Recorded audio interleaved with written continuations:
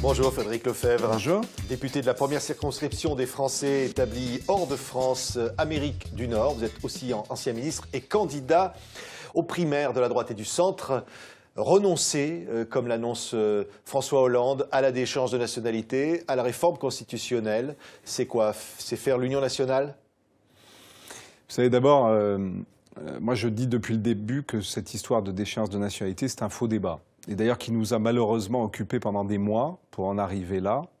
Ce n'est pas d'ailleurs la faute spécialement du président de la République, hein, parce que je n'oublie pas qu'au lendemain des attentats, que beaucoup visiblement n'ont plus en tête, n'ont plus en mémoire, nous nous étions rassemblés au Congrès à Versailles.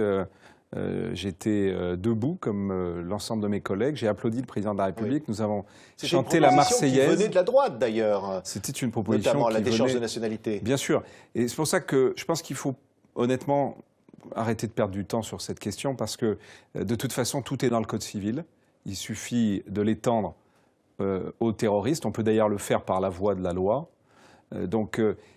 Concentrons-nous sur les vraies questions en matière de sécurité. Moi, j'avais d'ailleurs, j'ai fait voter il y a quelques semaines, je l'avais demandé au Premier ministre Manuel Valls, qui avait accepté de le faire, la perpétuité incompressible. Je m'aperçois qu'il y a encore à nouveau un débat droite-gauche sur cette question. On dit, ou certains à gauche qui disent, c'est une forme de déchéance totale, capacité. C'est inhumain, vous voyez, on va créer des sauvages. C'est ce changement d'attitude politique que je veux, parce que on ne peut pas avoir un débat où la droite le réclame alors qu'on vient de le voter, où la gauche dit qu'elle est contre alors qu'ils ont voté avec nous, puisque c'était voté à l'unanimité. Il y a encore des ajustements à faire. Mais sur le principe, tout le monde était d'accord il y a 15 jours. Et là, on ne le serait plus. Donc, tout ça, c'est la politique telle que les Français ne la supportent plus. Le vrai sujet aujourd'hui, c'est pour ça d'ailleurs, en partie que je suis candidat, c'est que je veux que l'on change d'attitude politique en France. Vous le savez, moi, je vote les textes quand je pense qu'ils sont bons pour le pays. Vous votez des textes de gauche. D'ailleurs, ça vous est reproché dans votre propre camp. Hein. Ça m'est parfois reproché. Et d'ailleurs, pour aller au bout de ce changement d'attitude politique, je vais, avec tous les Français qui nous écoutent, leur partager une proposition que je veux faire au pays. Et si on changeait le système de vote au Parlement? Et si le vote des parlementaires devenait secret? Et si les consignes des partis politiques s'effaçaient devant la conscience de chacun des parlementaires? C'est une proposition que vous faites à votre propre parti? C'est une proposition que je fais à tout le monde, à la droite et à la gauche. Je pense qu'aujourd'hui, s'il y a une réforme institutionnelle qu'il faut faire, c'est celle-là. Pourquoi? Parce que les partis redonner la trop liberté. De place pour les partis. Les partis, leur fonction dans la Constitution, ça devrait être, et ça ne l'est pas aujourd'hui, de construire le débat public, de construire des alternatives, de travailler sur des projets. Aujourd'hui, malheureusement, les partis politiques, de droite comme de gauche, sont devenus des outils à parquer les gens.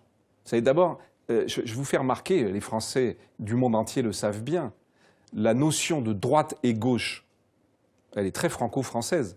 Vous êtes quelqu'un de droite, Frédéric Lefebvre. Il y a des gens qui sont des libéraux, il y a des sociaux, il y a des conservateurs dans le monde entier. Mais cette idée du logiciel droite-gauche, où on parque les gens un peu comme des moutons d'un côté ou d'un autre, chacun de nous a un hémisphère droit, un hémisphère gauche. Alors, par exemple, le bureau politique des Républicains hier qui vote la signature obligatoire d'une charte de valeurs pour pouvoir être candidat aux primaires. Il y a beaucoup de débats là-dessus. Je ne vais pas perdre de temps sur ces questions. Vous savez, Nathalie Kosciusko-Morizet, qui est candidate comme vous, dit on verrouille, dit c'est changer les règles du jeu pendant la partie. Moi, je me concentre sur nos compatriotes.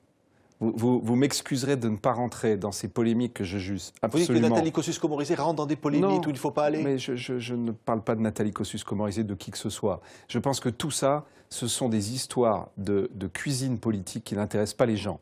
Moi, je profite de l'antenne que vous me donnez aujourd'hui pour me tourner vers nos compatriotes et pour leur dire que vous soyez de droite, que vous soyez de gauche, que vous soyez élu de ma famille politique ou élu d'une autre famille politique, je vous demande, si vous voulez bousculer le système, de m'apporter vos parrainages sur frédéric-lefebvre.org. Voilà, parce que, vous savez, je crois que nous sommes à un moment particulier de la vie politique en France. Quand je vous dis que le logiciel droite-gauche n'existe plus. Je défends, moi, une réforme profonde de notre pays. Je défends un changement de modèle social, adapté à notre époque. Je vois bien aujourd'hui, j'étais à Biarritz hier. À Biarritz, dans la salle, les gens qui sont venus m'écouter venaient de tous les horizons. Et cette chance de pouvoir rassembler des gens qui étaient parfois militants de ma famille politique, des gens qui se qualifiaient comme altermondialistes ou écolos, oui. Des gens qui se considéraient comme de gauche, d'autres qui ne veulent plus entendre parler de la vie politique. Vous souhaitez leur soutien. Mais vous ne souhaitez pas qu'on rejoue le match finalement, mais parce qu'on parle beaucoup de l'affrontement des deux favoris, de Nicolas Sarkozy et d'Alain Juppé. Bravo de parler de match. Le débat public en France, c'est devenu le stade de la France, dans lequel vous avez deux équipes, la droite et la gauche, qui font de l'anti-jeu. Il y a une troisième qui s'est invitée, qui est le Front National. Il y a une nuée de caméras autour.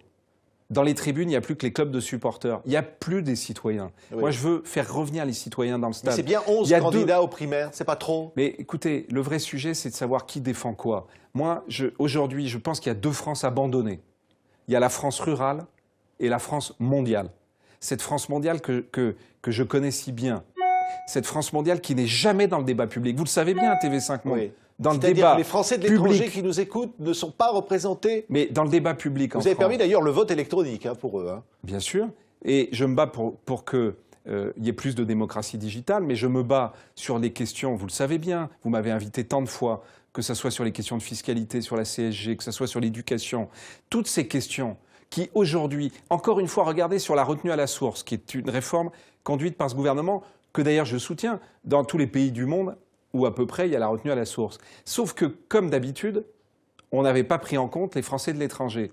Et que, comme d'habitude, c'est eux qui allaient être les dindons de la farce, puisque dans la réforme telle qu'elle est construite, ils ne bénéficieront pas de l'année blanche à l'égal de tous les Français. Et c'est la raison pour laquelle je défends un crédit d'impôt pour eux, pour qu'ils puissent en bénéficier. Mais regardez comme on est incapable dans le débat public en France de prendre en compte la réalité de cette France mondiale.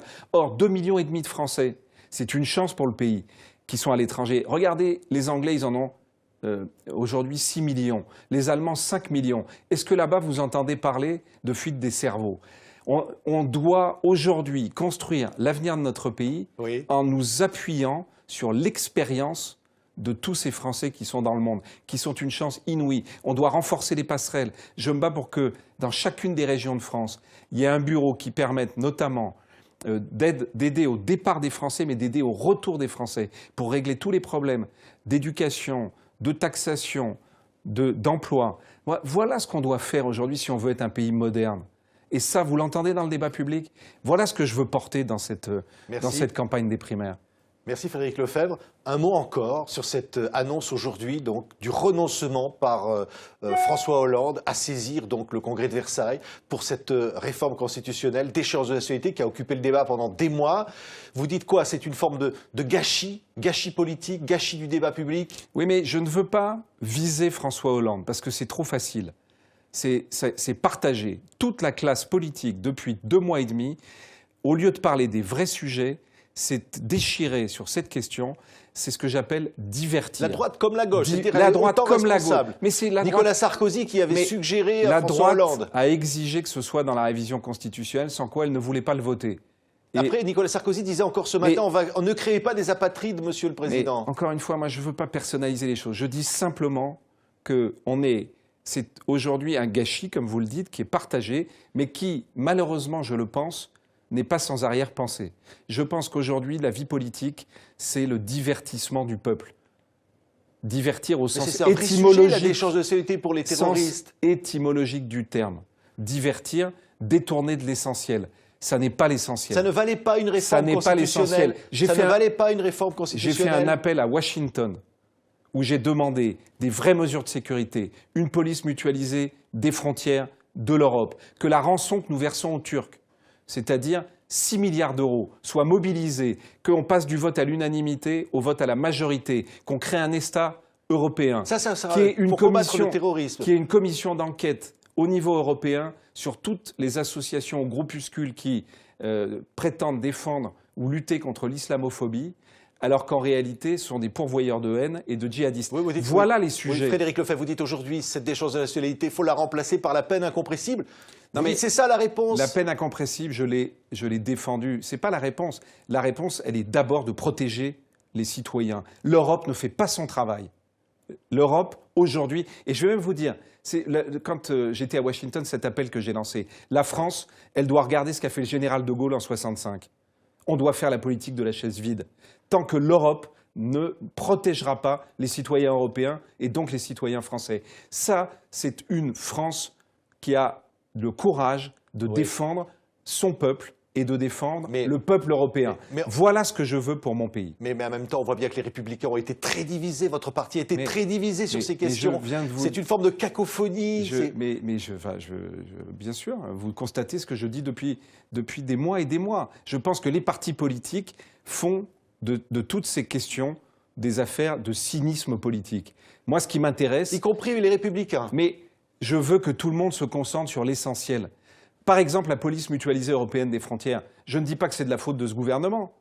Je le demandais il y a 6 ans, dans un livre, Le mieux est l'ami du bien. J'étais moi-même au gouvernement. Ça n'est pas fait depuis plus de 6 ans. Regardez le PNR, le fichier pour les passagers. Ça bégaye depuis tant d'années.